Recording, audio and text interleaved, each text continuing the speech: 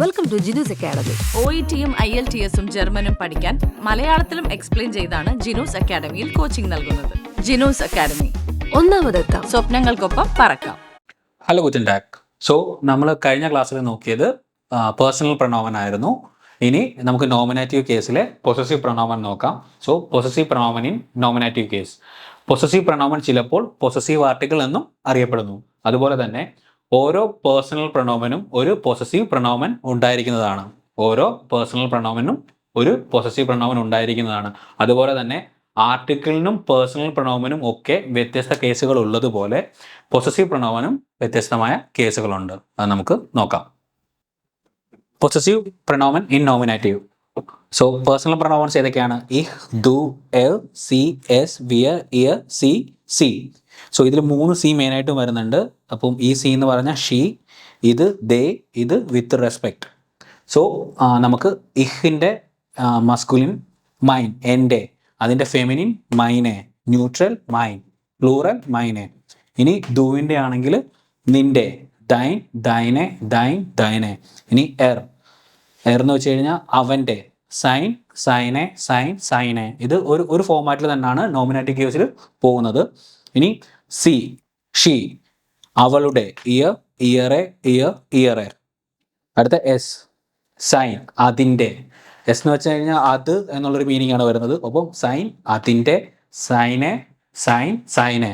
ഇനി വിയർ, ഞങ്ങളുടെ, ഉൻസർ, ഉൻസറെ, ഉൻസർ, ഉൻസറെ. ഇത് ഒരേ ഫോമാറ്റിൽ തന്നെയാണ് വരുന്നത്. ഇയർ എന്ന് വെച്ചാൽ ഒയർ, നിങ്ങളുടെ, ഒയറെ, ഒയർ, ഒയറെ. ഇനി ദേ എന്നുള്ള സി ആണെങ്കിൽ അവരുടെ, ഇയർ, ഇയറെ, ഇയർ, ഇയറെ. ഇവിടെ ഇനി ക്യാപിറ്റൽ സി എന്ന് വെച്ചാൽ താങ്കൾ. അപ്പോൾ താങ്കളുടെ ക്യാപിറ്റലായിരിക്കും ഇവിടെ എല്ലാം വരുന്നത്. ഇയർ, ഇയറെ, ഇയർ, ഇയറെ. പൊസസീവ് പ്രൊനോമനിൽ നമുക്ക് ഇഹിൻ്റെ പൊസസീവ് പ്രൊനോമൻസ് ആണ് നോമിനേറ്റീവ് കേസിൽ മൈൻ, മൈനെ. ഇത് മസ്കുലിനും ഇത് ഫെമിനിനും ആണ്. ഫുൾ ടേബിൾ ഞാൻ നെക്സ്റ്റ് ടോപ്പിക്ക് പറയാം. സോ ഇഹ്, ഞാൻ, അതിൻ്റെ മസ്കുലിനുള്ളതാണെന്ന് വെച്ചാൽ മസ്കുലിനായിട്ടുള്ളതാണ് മൈൻ, ഫെമിനിനായിട്ടുള്ളത് മൈനെ. എൻ്റെ എന്നൊരു മീനിങ് ആണ് ഇതിന് വരുന്നത്. സോ ഇനി നമുക്ക് ഒരു എക്സാമ്പിൾ നോക്കാം. സോ ദർ ബ്രൂഡർ, ബ്രൂഡർ എന്ന് വെച്ച് കഴിഞ്ഞാൽ നമ്മൾ നേരത്തെ പറഞ്ഞു ബ്രദർ. ഓ ദസ് ഇസ് മൈൻ ബ്രൂഡർ. സോ ഇവിടെ ഇത് മസ്കുലിനായതുകൊണ്ട് മൈൻ ആയിരിക്കും ഇവിടെ വരുന്നത്. So this is my brother എന്ന് ജർമ്മനിൽ എഴുതുന്നത് ഈ രീതിക്കാണ്, ദസ് ഇസ് മൈൻ ബ്രൂഡർ. അതുപോലെ തന്നെ ദി ഷ്വസ്റ്റർ, ഷ്വസ്റ്റർ എന്ന് വെച്ച് കഴിഞ്ഞാൽ സിസ്റ്റർ, ദി ആണ്, ഇത് ഫെമിനിൻ ആണ്. സോ അപ്പോൾ ഇവിടെ മൈനെ വരൂ, ദസ് ഇസ് മൈനെ ഷ്വസ്റ്റർ, ദസ് ഇസ് മൈനെ ഷ്വസ്റ്റർ. This is my sister. ഇനി നമുക്കൊരു ന്യൂട്രൽ കേസ് കൺസിഡർ ചെയ്യാം. ന്യൂട്രൽ കേസ് കൺസിഡർ ചെയ്യുമ്പോൾ ശരിക്കും ന്യൂട്രൽ കേസിലും നമുക്ക് ഈ മൈൻ തന്നെയാണ് റിപ്പീറ്റേഷൻ ആയിട്ട് വരുന്നത്. അത് വരുന്ന പോർഷൻസിൽ നിങ്ങൾക്ക് മനസ്സിലാകും ടേബിൾ കാണുമ്പോൾ. സോ മൈൻ, ഡസ് ഇസ് മൈൻ ഔട്ടോ, ഡസ് ഔട്ടോ മൈൻ ഔട്ടോ ആയിട്ട് മാറി, ദിസ് ഈസ് മൈൻ കാർ. ഇനി അടുത്തത് സ്ട്രക്ചർ എന്ന് വെച്ചാൽ ഒരു സെൻറ്റൻസിൻ്റെ സ്ട്രക്ചർ എങ്ങനെയാണെന്ന് നമുക്ക് നോക്കാം. അപ്പോൾ ഒരു സെൻറ്റൻസിൽ സബ്ജക്റ്റ് ഉണ്ട്, വേർബ് ഉണ്ട്, ഒബ്ജക്റ്റ് ഉണ്ട്. സബ്ജക്റ്റ് എന്ന് പറയുന്നത് one who doing the action, verb എന്ന് പറഞ്ഞാൽ ആക്ഷൻ, ഒബ്ജക്റ്റ് എന്ന് പറഞ്ഞാൽ one who is affected. Okay, നമുക്കൊരു എക്സാമ്പിൾ ഒരു സെൻറ്റൻസ് നോക്കാം. I am tired. ഇതെങ്ങനെ ജർമ്മനിൽ പറയും? ഇഹ് ബിൻ മ്യൂഡെ. ഇഹ് ഓർ ഇഷ് നിങ്ങൾക്ക് യൂസ് ചെയ്യാം.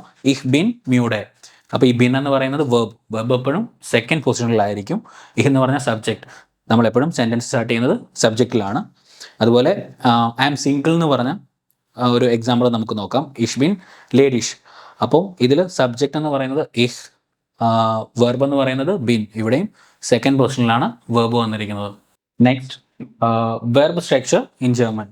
ഏതൊരു സെൻറ്റൻസിലും ഒരു വെർബ് ഉണ്ടായിരിക്കും. അപ്പം നമുക്കൊരു എക്സാമ്പിളായിട്ട് ടു ഡു, മാഹൻ, ടു ഡു മാഹൻ. അതിൻ്റെ ഒരു ഇൻഫിനിറ്റി ഫോം എന്ന് വെച്ചാൽ വെർബിൻ്റെ ഇൻഫിനിറ്റി ഫോം എങ്ങനെയാണ് വരുന്നത് നമുക്ക് നോക്കാം. ഇൻഫിനിറ്റി ഫോമിൽ ശരിക്കും മാഹൻ എന്ന് തന്നെയാണ് വരുന്നത്. ഇ എൻ എന്നുള്ള ഇൻറ്റുങ്ങൻ ഇൻഫിനിറ്റി ഫോമിൽ എപ്പോഴും ഉണ്ടായിരിക്കും. അതുപോലെ ഈ മാഹ് എന്ന് പറയുന്ന ഈ ടേം മാത്രമാണ് വെർബ് സ്റ്റേം. സോ കോൺജുഗേഷൻ്റെ കേസിൽ ഈ വെർബ് സ്റ്റേം വെച്ചിട്ടാണ് നമ്മൾ കോൺജുഗേഷൻ ചെയ്യുന്നത്. ഈ വെർബ് സ്റ്റേം ഓരോ പ്രൊനോമൻ്റെ കൂട്ടത്തിലും കോൺസ്റ്റൻ്റ് ആയിരിക്കും. പിന്നെ നമ്മൾ കോൺജുഗേഷൻ ചെയ്യുന്നതനുസരിച്ച് അത് മാറി വരും. സോ നമുക്ക് മാഹൻ എന്ന് പറയുന്ന വെർബിൻ്റെ കോൺജുഗേഷൻ നോക്കാം. ഇഹ് വരുമ്പോൾ മാഹേ, ദു മാഹ്റ്റ്, LCS മാഹ്റ്റ്, വിയർ മാഹൻ, ഇയർ മാഹ്റ്റ്, സി മാഹൻ, സി മാഹൻ. ഈ സി ദയും ഇത് with respect to. Okay, so I repeat, ഇഹ് മാഹെ, ദു മാർക്സ്ഡ്, LCS marked, wir machen, hier marked, sie machen, sie machen. So വെർബിൻ്റെ കേസ് വരുമ്പോൾ there are 2 types of verb, regular verbs, irregular verbs. അത് ജർമ്മനിൽ എങ്ങനെ പറയുന്നതെന്ന് നോക്കാം. റേഗൽ മേസിക വേർബിനും ഉൻറേഗൽ മേസിക വേർബിനും. ഐ റിപ്പീറ്റ്, റേഗൽ മേസിക വേർബിനും ഉൻറേഗൽ മേസിക വേർബിനും. അപ്പോൾ നമുക്ക് ഒരു റേഗൽ മേസിക വേർബിൻ്റെ ഒരു ഫോമാറ്റ് എങ്ങനെയാണെന്ന് നോക്കാം. എന്ന് വെച്ചാൽ regular verbs, also known as weak verbs, ശ്വാഹെ വേർബൻ. ഓക്കെ, അപ്പം ഇതിൽ സ്റ്റെം ഓഫ് ദ വേർബ് ഒരിക്കലും ചേഞ്ച് ചെയ്യാത്തില്ല. ഇതിൽ വേർബിൻ്റെ സ്റ്റെം ഒരിക്കലും ചേഞ്ച് ആകത്തില്ല, സ്റ്റെമ്മിന് ഒരു മാറ്റവും ഇതിൽ വരില്ല. സോ അങ്ങനെയുള്ള വേർബുകളെയാണ് നമ്മൾ റെഗുലർ വേർബ്സ് അഥവാ റീഗൽ ബേസിക് വേർബൻ എന്ന് പറയുന്നത്. സബ്ജക്റ്റ് അനുസരിച്ചുള്ള എൻഡും മാത്രം നമ്മൾ കൂട്ടിച്ചേർത്താൽ മതി. ഇപ്പം കൊമൻ്റെ കേസിൽ നോക്കുകയാണെങ്കിൽ ഇഷ് കൊമേ, അപ്പം ഇതാണ് വേർബ് സ്റ്റെം. അതിൻ്റെ കൂട്ടത്തിൽ നമ്മൾ ഇ ഇട്ട് കൊടുക്കണം. ദൂവിൻ്റെ കേസിലാണെങ്കിൽ കോംസ്റ്റ് വേർബ് സ്റ്റെം. ഓക്കെ, LCS വരുമ്പോൾ കോംറ്റ്, ഇവിടെ വേർബ് സ്റ്റെം കോമും ടേ, ഒരു ടേ ചേർത്താൽ മതി. പിന്നെ വിയറിന് ശരിക്കും EN ഫോം തന്നെയാണ് വരുന്നത്, കൊമൻ. ഇനി ഇയർ വരുന്ന കേസിൽ പിന്നെയും നമ്മളൊരു ടേ ഇട്ട് കൊടുക്കണം, കോം വേർബ് സ്റ്റെം. ഇനി സി കേസിൽ ഇൻഫിനിറ്റി ഫോം അതുപോലെ തന്നെ എഴുതിയാൽ മതി, കോമൻ. ഓക്കെ, നമുക്ക് ഇന്നത്തെ ക്ലാസ് നമുക്ക് വൈൻഡ് അപ്പ് ചെയ്യാം. നെക്സ്റ്റ് വീഡിയോ കാണുന്നവരേക്കും bye. Jinus academy, fly with your dreams.